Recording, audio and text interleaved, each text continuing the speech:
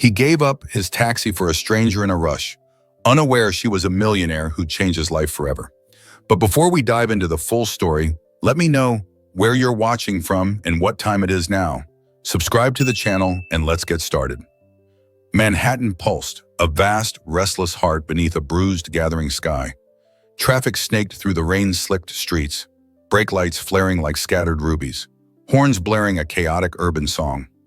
Pedestrians, hunched and hurried, fought the cold, damp kiss of the first raindrops, umbrellas half furled against the brewing storm. The air itself hung heavy, thick with unspoken tension, as if the city held its breath. Reid, a retired firefighter, stood at the corner of 5th and East 74th. His shoulders, broad but slightly stooped, carried a burden unseen. He had just emerged from a clinic, its stark white walls and probing questions leaving a familiar hollowness within him. 35 years old, lean, with a rugged face etched by quiet trials, his eyes, deep and weary, scanned the street with a lingering caution, a habit from days of smoke and fire. He raised his arm, a swift practice motion, hailing a yellow cab. Its light blinked, signaling availability. Ethan stepped forward just as the drizzle hardened into a determined rain. He reached for the door handle, about to slide into the worn back seat, when a voice, urgent, breathless, cracked with panic, sliced through the street's roar. "Wait, please wait!" He spun around. A woman. She was running toward him, stumbling slightly, clutching a small bundle wrapped in pale pink. Her blonde hair clung in damp waves to her pale cheeks, her face almost translucent under the streetlights, flushed with raw desperation. She held the baby close, both arms wrapped protectively, shielding it from more than just the rain. Ethan froze, caught in that split second of choice. She slowed as she neared him, clearly on the brink of collapsing. Her lips trembled, her breathing coming in ragged gasps. Her gaze, fixed on the taxi, avoided his. The driver began to lean forward, impatient. Ethan stepped back, opened the door wider, and looked at her. "Take it," he said calmly, his voice a low current against the city's din.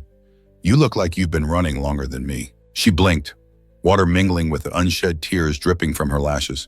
Her eyes, wide and deep, held the unsettled gray of a brewing storm. I thank you. I just need to go now," she whispered, her voice thin with exhaustion and a profound fear. She climbed in, clutching the baby, her hand gripping the doorframe like an anchor. Ethan watched the cab pull away, its taillights, twin ruby embers, disappearing into the rainy blur.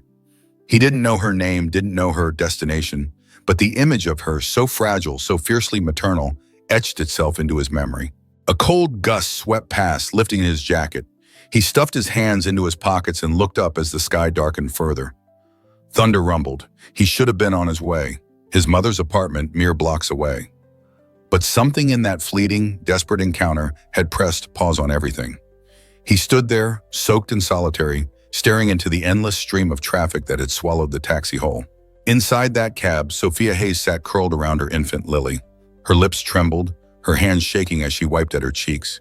She barely saw his face, but as the vehicle sped away, she glanced back through the misted window. Ethan was still there, a lone figure watching. There was something about him, a quiet stillness that felt undeniably safe. Neither realized this moment, fleeting and wordless in the summer rain, would be the thread they both returned to. It was a simple kindness, no questions, no conditions. And then she was gone. Ethan remained, a profound knowing stirring within him, like a shadow half seen in dawn's light. The cold gust that swept past Ethan on the street corner lingered, a subtle ache resonating with the raw vulnerability he had witnessed. The image of Sophia clutching her precious bundle remained vivid, a quiet echo in his thoughts long after the taxi's taillights vanished. He stood for a moment, the world a blur, then continued on, the profound, fleeting connection a new, subtle current beneath the surface of his days. Days later, the rich scent of roasted coffee beans filled the small cafe near Mount Sinai Hospital. It was a quiet eddy in the city's ceaseless current, conversations a muffled hum under the espresso machine's drone. Ethan pushed open the glass door, holding it for an elderly woman before stepping inside. He had just dropped his mother off for physical therapy and sought something warm to fill the hollow ache in his chest. His gaze swept the room, seeking a quiet window seat. Then he froze. She was there, the woman from the rain. She sat in a corner booth, a gray hoodie pulled loosely over her hair, cradling the baby. She gently bounced her knee, a silent lullaby. The infant's head rested against her shoulder, Tiny fingers curled into her sweatshirt. She whispered something soothing, her gaze drifting toward the counter. A barista called out, "Oat milk latte for Sophia." Ethan blinked. Sophia, her name. She turned, her eyes meeting his just as she rose. For a moment, the cafe stilled. Recognition flickered across her face, surprise then softening into relief. "Hi," she said, her voice almost inaudible. Ethan nodded, stepping toward her. "Looks like you found a cab after all," he offered, a faint, rare smile touching his lips. She exhaled a quiet laugh. "Thanks to you." They sat together without needing words. He slid into the seat across from her. She adjusted the baby, then met his gaze. Her features, though still tired, lacked the frantic fragility of that rainy night. Her eyes, now less a storm than a quiet gray dawn, had settled. "I never got to thank you," she said, sincerity in her voice. "You just did," Ethan replied, his faint smile unwavering. They sat in comfortable silence, sipping coffee. Sophia looked down at Lily, brushing a soft curl from the infant's forehead. "I feel like I should explain," she murmured, her voice a confession. "I don't know why I'm telling you this. I've barely said it aloud, but you just feel like someone I can say it to." Ethan listened, a steady, calm presence. "I'm Sophia Hayes," she said quietly, CEO of Hayes Global. Or I was, weeks ago. A board member leaked that I was pregnant. No partner, no explanation. The media spun it into scandal. Investors panicked. I was asked to take time off, which meant disappear until we clean up your mess. She looked out the window. So I did. Ethan absorbed her words without judgment. "I had the baby alone," Sophia continued. "No one knew, not my assistant. The night I ran into you, I was trying to get to a safe house outside the city. I just needed to get away." She paused, her voice catching. "I don't even know why I'm telling you all this." Ethan's reply was soft, steady. "Because I'm not trying to fix you, just listening." She truly looked at him then. No pity in his expression, no advice offered, just presence. "And you?" she asked. "What's your story?" He shrugged gently. "I used to be a firefighter. Not anymore." She waited, but he offered no more. She did not press. Outside, thunder rolled. Rain began to fall in thick drops, streaking the windows, sending cafe patrons scrambling. Sophia shifted, pulling Lily's blanket higher. Ethan rose, pulled a black umbrella from the stand, and returned. He held it open, gesturing to the exit. "Come on," he said, his voice the same calm current as in the rain. As they stepped out, Ethan tilted the umbrella, entirely over Sophia and the baby, his jacket quickly soaking through. He angled himself between her and the curious eyes of passers-by, a silent shield. Sophia noticed. In that simple, protective gesture, something shifted inside her. She looked at him again, truly looked. This time her eyes held no fear, no exhaustion. They showed trust, a fragile blossom in the storm. And in his quiet gaze, Sophia felt a truth beyond words, like a song finding its breath. The clock on Sophia's bedside table glowed a stark 2:13 a.m. The house, usually silent, held the soft, steady breathing of Lily beside her. Then a sharp, angry crack. A faulty wire, old and hidden deep within the kitchen wall, sparked. Once. Again. Then it caught. A thin curtain ignited. Minutes later, smoke coiled upward like a silent serpent, reaching for the floorboards above. Sophia slept on the second floor, her cheek resting against Lily's tiny back. The baby stirred slightly, unaware of the heat building beneath them. When the first smoke reached their room, Sophia coughed, a ragged gasp. Her eyes snapped open. The room was hazy, thick with acrid air. Instincts, sharp and primal, ignited. She snatched Lily, clutching the baby tight, and stumbled toward the door. But the hallway was already a choking abyss of black smoke and flickering orange light. "No, no, no, no," she whispered, a broken prayer clutching Lily tighter. "Not now."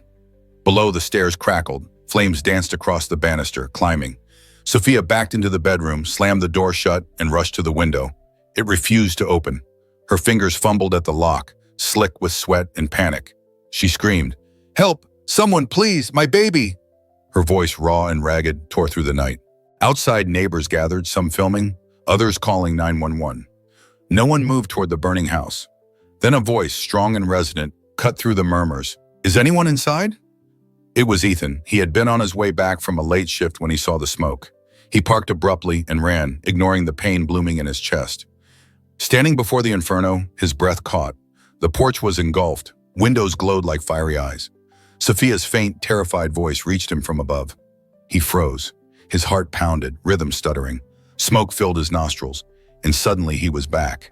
Inside another burning house, another night, another scream, a teammate crying, the ceiling collapsing, flames licking his helmet, his hands, his damn hands, shaking, slipping, failing. Ethan clutched the railing, knuckles white. "Not again," he whispered, voice breaking. "Please don't make me fail again." His legs didn't move. His mind screamed to run. But he saw the shadow in the upstairs window, Sophia holding the baby, pounding on the glass. Her wild, pleading eyes met his. He understood, and he moved. Ethan lunged for a garden hose, drenched a heavy wool blanket, and flung it around his shoulders. Without hesitation, he barreled through the side entrance, shoulder first into the smoke. Inside, wood groaned, heat blistered. He pushed forward, up the stairs, gripping the rail, shielding his mouth. "Sophia!" he shouted. A faint cry answered. He kicked open the bedroom door. Smoke poured out, stinging his eyes. Sophia was crouched, Lily wrapped in her arms. Her face lit up. "Ethan!" He crossed the room in seconds, yanked open the window, then turned. "Wrap her in your coat," he said hoarsely. "Now." Sophia obeyed, bundling Lily close. Ethan scooped the baby, then lifted Sophia. She gasped, clinging to him. "I've got you," he said, teeth gritted. With both pressed tightly against him, Ethan pushed back into the smoke. Flames roared louder. The stairs shifted, brittle with heat. He did not stop. One step, then another. The floor gave slightly. He lunged forward, crashing through the doorway just as the ceiling behind them collapsed. The world behind them vanished in a roar of fire. Outside, neighbors gasped. Someone screamed. The fire engine turned the corner, lights flashing blue and red against the smoke. Ethan emerged from the Inferno, smoke billowing from his back, clothes singed, face blackened. Sophia trembled in his arms, coughing, clutching Lily. He lowered them to the grass, dropping to one knee, breath heaving. Firefighters rushed. One placed an oxygen mask over Ethan's mouth. He shook it off, eyes fixed on Sophia and Lily. Sophia looked up, eyes filled with tears. She tried to speak, but no words came. He had saved them again. This act, born of desperate need, unveiled a quiet truth. Ethan's scars spoke not of weakness, but of profound, self-sacrificing strength. It reshaped Sophia's view of him, a familiar face seen anew under starlight, revealing the quiet hero beneath the haunted exterior. The siren's shriek faded, replaced by the methodical hum of emergency responders. Ethan knelt on the damp grass, smoke clinging to his singed clothes. Strong, reassuring hands took Sophia and Lily, guiding them away with blankets and soft words. A firefighter offered Ethan an oxygen mask. He waved it off, his bloodshot eyes fixed on Sophia and her child. His own breath came in ragged gasps, but their safety overshadowed his pain. He had held them, felt their fragile weight, and in that desperate flight, a new profound current of tenderness had begun to flow within him. The hospital room was a world apart, sterile and quiet, a stark contrast to the roaring beast he had just faced. The steady beep of a heart monitor offered a rhythmic counterpoint to hushed movements in the hallway. The antiseptic scent hung in the air. Sophia's eyelids fluttered open, a slow ascent from exhaustion. Her arms ached, a phantom weight of Lily held too tight. She turned to the crib by the window. Lily was there, asleep, a tiny, perfect bundle in a fresh white blanket. Safe, breathing, whole. Relief so vast it brought tears swept over Sophia. She exhaled, a shaky, tearful breath, releasing the last remnants of fear. Her gaze drifted to the door. Through the open gap between two curtains, she saw him. Ethan sat on the edge of a waiting room bench, a figure of quiet stillness. His left hand was wrapped in fresh, white gauze, a stark contrast to the soot still clinging to his skin. His other hand rested limp in his lap. His jacket was gone, replaced by a simple white t-shirt and scrub pants. His face, streaked with exhaustion and ash, seemed distant. His deep gray eyes stared at the floor, glassy, as if lost in a landscape only he could see. Sophia pushed herself upright, ignoring the nurse's quiet protest. She slipped out of bed, padding softly across the cold tile. She stepped through the curtain and stopped before him. He looked up, slowly, his gaze meeting hers. "You saved us again," she said softly, gratitude thick in her voice. Ethan gave a small nod, his expression unchanging. He looked back at his hands. "You weren't supposed to be there," he murmured, his voice rough, barely audible. "But maybe I was." Something in his voice cracked. Not just fatigue, but the deep weight of a long-held truth, a wound pressing against his ribs. Sophia didn't press. She sat beside him, the silence between them thick but not uncomfortable. They sat that way, side by side, not speaking. The hospital hum fading, the air still. Then from down the hall came Lily's soft fussing. Sophia moved to stand, but Ethan gently placed a hand on her arm. "I've got her," he said quietly. Before she could respond, he was on his feet, walking toward the crib with a strange mix of caution and familiarity. He reached in, lifted Lily carefully, cradling her against his chest. "Shh," he whispered, rocking her. "You're okay. You're all right now." His voice was low, raw from smoke, but profoundly tender. Each word was barely audible, meant only for her. The baby nestled against him, her cries fading instantly. Her tiny fist clutched his t-shirt.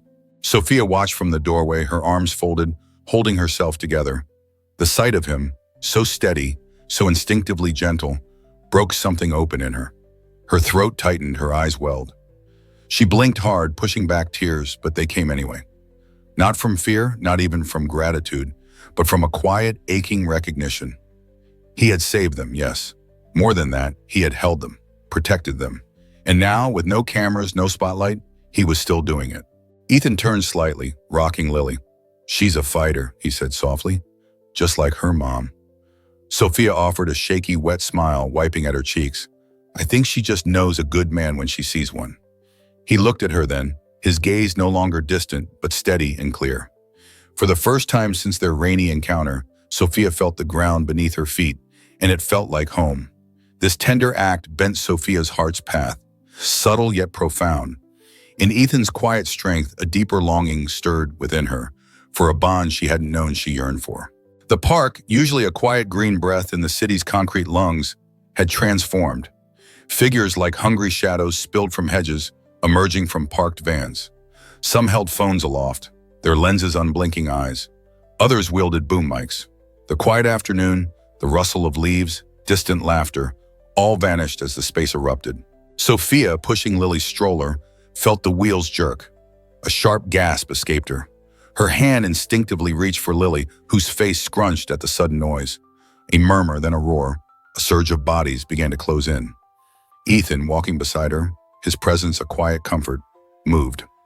One arm went across Sophia's shoulder, a protective barrier.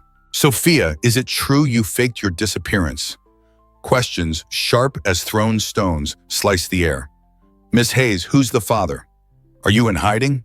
Ethan, are you in a relationship with the CEO of Hayes Global?" Flashes exploded, blinding. Microphones shoved forward. Questions, a relentless volley, stabbed. Sophia's heart raced. She wrapped both arms around the stroller as Lily, overwhelmed, fussed louder. Her mouth opened, a silent gasp, but no words came. Fear, hot and immediate, curled into her throat. Then Ethan moved, not with aggression, but with calm, unmistakable certainty. He gently, smoothly lifted Lily from the stroller, pulling the baby against his chest. Lily's cries quieted instantly, hushed by his secure warmth. His other hand, steady and unyielding, reached back and took Sophia's, firm but reassuring. She looked at him, startled. He met her gaze, unwavering, and gave a small nod. He turned, a silent pivot to face the wall of flashing lights and hungry faces. "She's more than a headline," he said, his voice low but clear, cutting through the din, forcing silence. "She's a mother, a damn good one, and she deserves peace." Click, click, flash. Only camera shutters now. No one spoke for a long moment. Lily's soft whimpering filled the air. Ethan didn't wait. He turned back towards Sophia, hands still clasped in hers, and began to walk. One arm cradled Lily, the other anchored Sophia. His strides were sure. He didn't look back. He didn't bow his head. He didn't flinch. Sophia followed, stunned but moving, her legs barely remembering how to walk. They pushed through the crowd, the sea of questions parting before Ethan's quiet resolve. No one dared block his path. When they rounded the corner and ducked down a smaller tree-lined path, the noise faded, dissolving into the rustle of leaves and their own breathing.